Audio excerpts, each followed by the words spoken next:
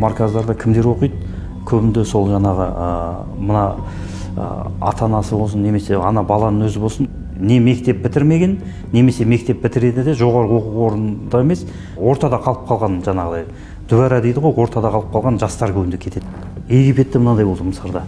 Марказдардың өздерінде көп жағдайда мысалы өздерінің бір саяси мақсатына жету үшін діни астарға қарай итерме дейді ғой жаңағыдай.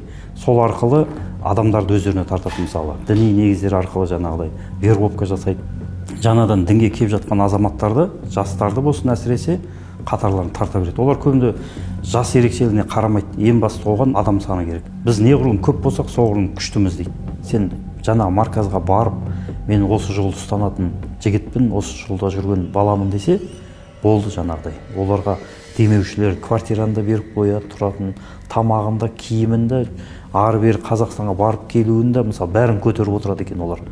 Сен ең бастысы солардың қатарында оқысаң болды. Біздің мемлекетте тыйым салынған университеттерде білім алған азаматтар сол жерге барады да ұстаз болады.